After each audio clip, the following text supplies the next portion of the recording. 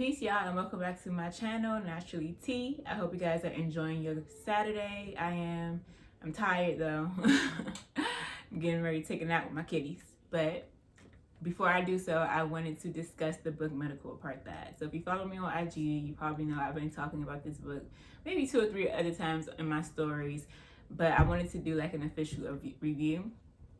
I haven't watched BookTube yet. I know that there's the whole thing about BookTube and reviews and things like that, but I just wanted to keep my own style, have my own flow, so I decided to do it how I want to do it, and we're going to see how that works out. I want to do this review in 3 sections, and I'm going to do this review in 3 sections.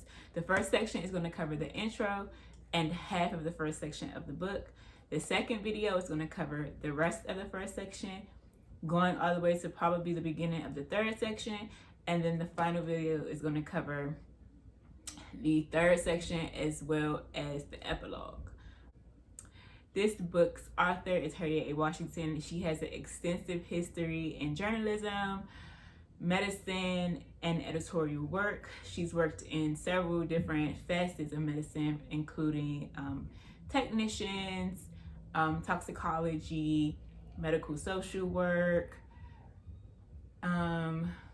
the list goes on. A editor for several publications, including Nature.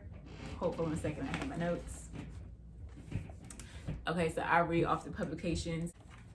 Okay, so she edited pieces in Health, USA Today, Essence, Psychology Today. She also published in Howard Public Health Review, Nature, and American Journal of Public Health. She later goes on to complete pre-med courses as well as medical courses in immunology, toxicology, and neuroscience. She devoted a lot of time. How much time, I'm not sure of. I'm not finished the book yet, so I'm not sure if she even says how much time that she devoted in research. But if you go to the back of the book and you look at the bibliography as well as the notes, you see that she spent a lot of time researching for this book. So to jump right into who she is, she went to school for medicine. I'm not quite sure of the title of the degree. I may have overlooked that, but she was very fascinated with medicine. She spent her free time reading medical adventure books, which were basically journals of like white doctors who went to Africa and saved the unfortunate population of Africans from their own remedies and cures, basically bestowed Western medicine upon Africa. When she looked back on it, she realized that she should have looked at it with a more critical eye, because of course these doctors were engaging in racial profiling, stereotypes, slurs, and ridiculing natural remedies as well as their natural way of life. She goes on to feel as though, okay, well, these things happen, but this no longer happens anymore. And eventually she's working in, I believe, toxicology in a hospital. I'm not quite sure where. While she's there, her department is gifted a section of the radiology department. Upon arrival, she opens a cabinet and discovers 2 files inside. One file is very thick and it entails the need of a liver. Pause.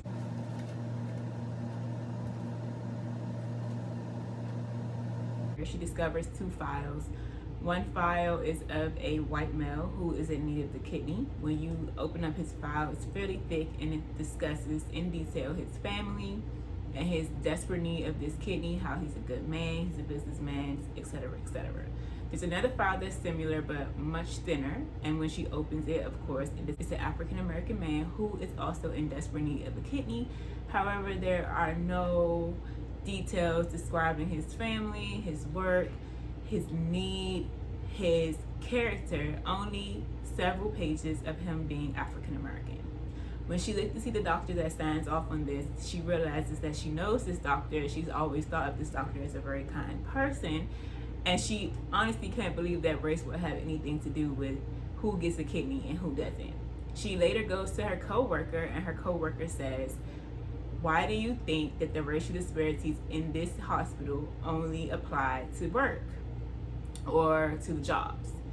When you look at the jobs at their hospital, which the hospital goes unnamed, if I'm wrong, please correct me below, But when you look at, when she, this coworker, looks at the jobs and the positions within this hospital, the higher ranking positions go to whites, and the blacks usually work as some type of tech or assistant or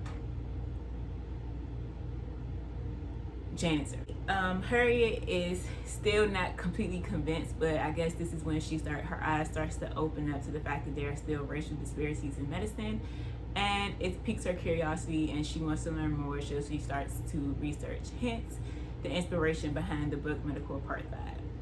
The introduction goes on to talk about Bessie and Marion Sims, who was the doctor who performed several excruciating surgeries on black enslaved women, girls as young as 9, okay, without any anesthesia. He marked these women as courageous, giving their bodies for the sake of medicine when actually they were imprisoned and tortured, and he refused to give them any type of medication until eventually he realized that he had to give them medication, and he started giving them medication after he starts to give them medication after the surgeries are over, in order to basically addict them to morphine to make them more willing to endure the surgeries. She then goes on to talk about the Tuskegee syphilis study and how doctors deceived patients into feeling as though they were getting some type of cure, when in all actuality they were just studying and documenting the progression of the disease. That brings us to the first section of the book, which goes into much more detail about Bessie. I still haven't come across exactly who or what Bessie is. I do know of Anarcha, I'm not sure if I'm saying her name correct, Lucy, and several other girls. I also know that Marion Sims also killed several babies in his attempt to open their craniums, because apparently African Americans' craniums encased our brains like helmets, quote unquote, and that is why we could not be intellectually equal to whites at the time. The outline of this book is not to dwell on the things that happened in the past, although you must know your history in order to prepare for your future. But in my opinion, this book is to show the disparities that still happen in medicine today. I would have to say that although this book is detailed and it's informative, it does not take me to a room or a space or a moment in the 1800s or the early 1900s. It's not a book that as you're reading, you're getting dragged and pulled into a space, okay? People who read avidly, you probably know what I mean when you're reading and it actually takes you somewhere. I have not been taken anywhere, and I really appreciate that from her. She does give imagery, of course, when she talks about Marion Sims and the things that he has done, amputations, a lot of things that occurred against the will of enslaved people, and the fact that we basically had no choice in our healthcare. But when she's making these observations, she does not pull us as the reader there, so it does not entice much extra trauma. As African American or descendants of chattel slavery, or just Black people in general, most of us know about these atrocities and these horrors. We may not know all of the specifics, we may not know every single detail.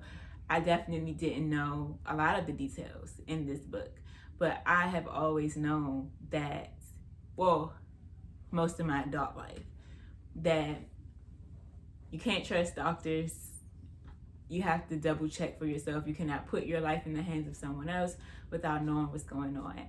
And then the older I got and the more that I learned and then the more that I saw, I was able to realize that there are huge differences in care. As someone who's experienced it, it's not far-fetched for me. And let me look at the camera. I definitely did not know that the cesarean section was practiced on enslaved women and perfected on enslaved women. I had no idea that we were the first subjects used to remove an ovary or kidney stones. We also were used to test ether, which was basically the first type of anesthesia. You know, when you put the ether in a coffin and knock the person out. That comes with its own set of horrors because people will be Black enslaved people or even freed Black people will be walking down the street and someone will hop out and put an ether cloth over their nose and watch them to see if they woke back up. One of such being a 9-year-old boy. This book is so informative.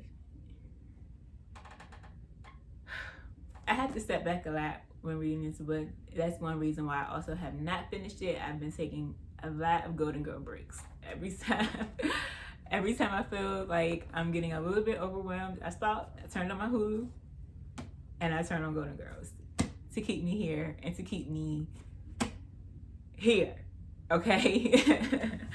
But another reason why I like reading this book is because it doesn't only show you the bad, it also shows you that a lot of medical practices, the therapeutic ones, the ones that actually help, came from Africans and Black Americans, such as the smallpox vaccination.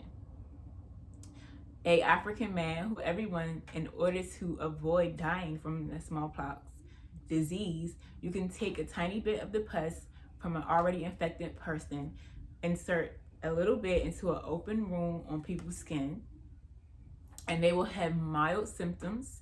They'll get sick, but then they will never be plagued by the disease ever again, which was the beginning of inoculation. I hope I'm saying that right. Which was the beginnings of vaccinations. The same way with malaria. Malaria is basically a parasite, and it was to vaccinate from malaria, you were basically exposed to the mosquitoes that carry the parasites, and eventually you learn how to live with these parasites. But this was an ongoing thing. We also learned that there were several Black American and African doctors that utilized other practices because planters, sidebar, that's another thing that I like about this book. She does not call these people owners, she calls them planters, and I love it. Strip them from everything except for exactly what they were. And honestly, they weren't even planters. But I digress. Planters would be concerned because a lot of these medical techniques that these Western or white doctors were forcing upon Black people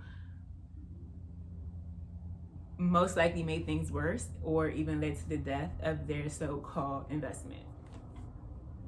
Okay, so moving forward, what ended up happening is they started to use therapeutic and holistic herbal remedies given by Africans as well as Native Americans in order to actually cure or remedy the problems or the ailment that the enslaved Black person had. Overall, I am thoroughly enjoying this book because although there is a lot of trauma, there is a lot of triumph. And if you are a person who believes in God, you see that God will use people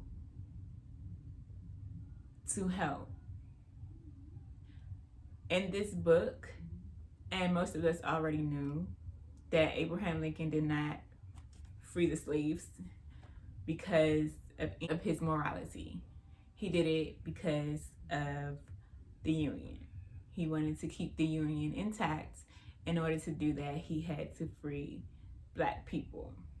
This book, I absolutely adore it. It further grounds me in who I am as a Black person. It grounds me in my solitude with self. It also showcases a strength that I've always known we had, but this book actually allows me to see it. I am very, very much happy and pleased with this book. So, again, that is Medical Apartheid by Harriet A. Washington. If you're going to pick it up and you want to read along with me, you want to try to maybe catch up before my next video, I'm hoping to be done with section 1 and section 2 in about a week. I am now on page 76. Okay, like I said, it's a lot. This book is a lot. So I'm hoping within a week I will be done section 1 and 2. I'm not sure. I'm not going to promise you guys anything, but hopefully I will be, and I'll be able to upload the second part of this video. I hope you guys enjoyed today's video. I hope you liked the setup. I'm going to have to move this out of the way. This is my elliptical. Much better. Okay. So I moved my elliptical out the way, y'all. I have an old-timey elliptical from the thrift store. I love the thrift store. I have some thrift store videos coming up as well. I think that might be the next one that I post from the thrift store. So I went to 2nd Avenue Thrift in Laurel, and I went on MLK Day because I thought everything was gonna be like 50% off. So I was like, bet, I'm getting ready to go get this frame, right? And I go there, and the only thing that's 50% off is the clothes. So if you're a thrifter and you get your clothes, you know, you like to get your clothes from a thrifty, okay? MLK Day is the day to go. I think they also had 99-cent day at Goodwill, but I'll keep those tidbits and information for our next video. And I'll let y'all know all about my experience. I'm going to show y'all a couple of the clips from when I went. So I hope y'all enjoyed the video. The next video is coming very soon. I just have to get the paint for the frame, and I'll tell y'all about that next time. Don't forget to like, comment, and subscribe, and I will see y'all in the next video. Peace.